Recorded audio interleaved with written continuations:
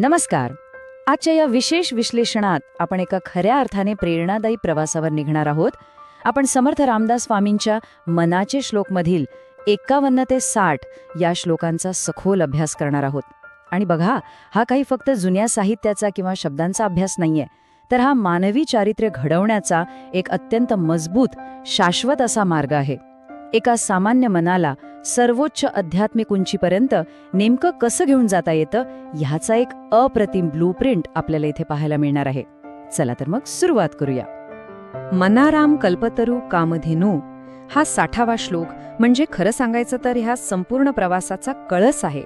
कल्पतरू आणि कामधेनूप्रमाणेच आपलं अंतिम आध्यात्मिक ध्येय कसं साध्य होऊ शकतं याची एक विलक्षण झलक इथे मिळते. आता आपल्याला साहजिकच प्रश्न पडेल की ह्या अंतिम अवस्थेपर्यंत पोहोचण्याची नेमकी प्रक्रिया काय असते. तीच तर आपल्याला समजून घ्यायची आहे. ही अशी अवस्था आहे जिथे मनाची 100% म्हणजे पूर्ण तृप्ती होते. विभाग 1, चारित्र्याची पायाभरणी. बघा, कोणत्याही खऱ्या चारित्र्याची सुरुवात ही आंतरिक शुद्धीकरणानेच होत असते. आजचं आधुनिक मानसशास्त्र ज्याला मेंटल डिटॉक्स म्हणतं ना, अगदी तेच समर्थांनी शेकडो वर्षांपूर्वी 51 ते 55व्या श्लोकातून सांगितलंय. जोपर्यंत आपण मनातील नकारात्मक आणि विनाशकारी वृत्ती पूर्णपणे सोडून देत नाही, तोपर्यंत उच्च सत्याचा मार्ग खुलाच होऊ शकत नाही. हे श्लोक आपल्याला अगदी नेमकेपणाने शिकवतात की मनाची पाटी कोरी कशी करावी आणि आतले अडथळे कसे दूर करावेत. आता इथला सर्वात रंजक आणि महत्वाचा भाग म्हणजे 51व्या श्लोकात समर्थांनी अत्यंत ताकदीने मांडलेला विरोधाभास.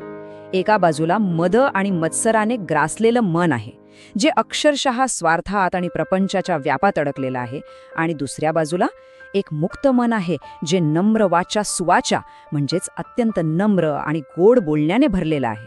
अहंकार विरुद्ध नम्रता असा हा अगदी स्पष्ट आणि आपल्याला अंतर्मुख करणारा भेद आहे.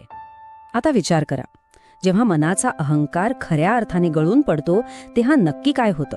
श्लोक 52 ते 55 मध्ये या शुद्ध झालेल्या मनाची सुंदर प्रगती पाहायला मिळते.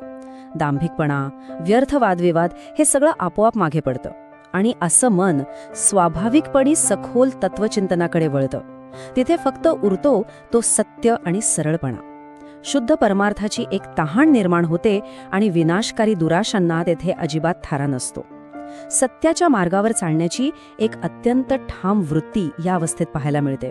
विभाग 2, श्लोक 56, करुणेची ताकद. हे लक्षात घेणं खूप महत्वाचं आहे की आंतरिक शांती कधीही लपून राहत नाही. ती आपल्या बाह्य कृतींतून नैसर्गिकरित्या ओसंडून वाहते. शुद्ध झालेलं मन कधीच स्वतःपुरतं मर्यादित किंवा एकाकी राहत नाही. त्या मनाचा जगाकडे पाहण्याचा दृष्टिकोनच पूर्णपणे बदलून जातो.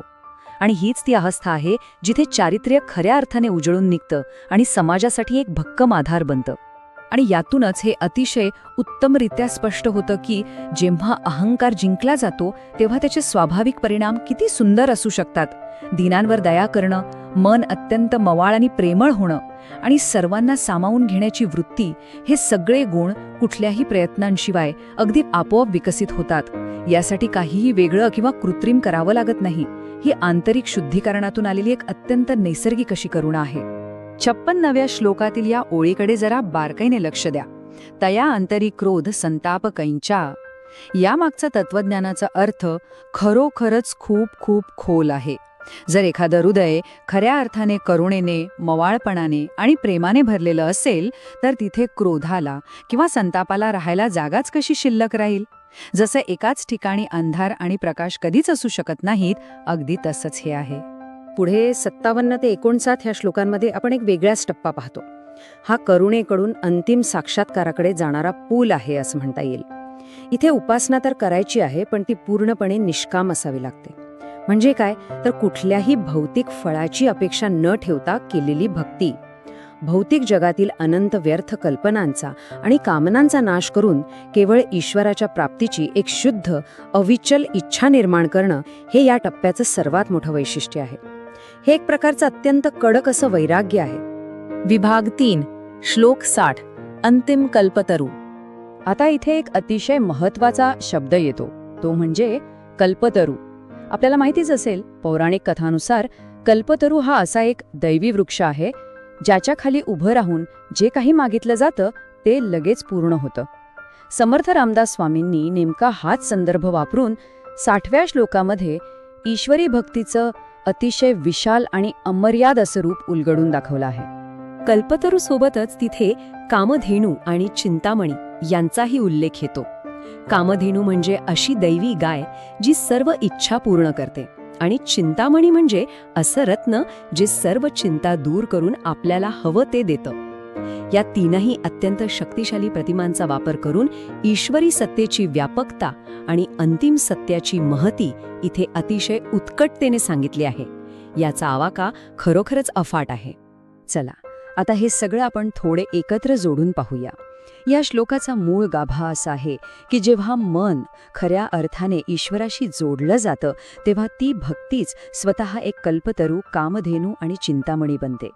ईश्वरी तत्व हे सर्व शुद्ध इच्छांची पूर्तता करणारं अंतिम आणि सर्वोच्च उगमस्थान आहे. एकदा का तिथे पोहोचलो की या पलीकडे कशाचीही अपेक्षा उरतच नाही. जयाचेनी योगे घडे सर्व सत्ता, तया साम्यता काय सी कोणे आता.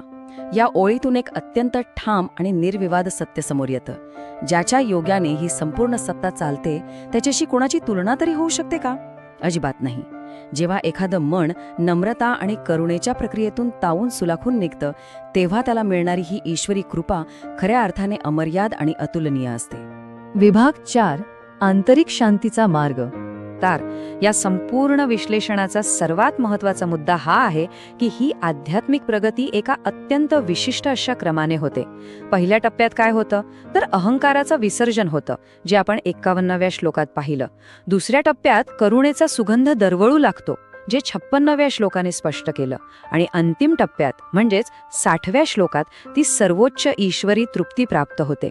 हे एका मजबूत चारित्र्य उभारणीचं आणि त्यातून मिळणाऱ्या शाश्वत शांतीचं एक अतिशय उत्तम उदाहरण आहे.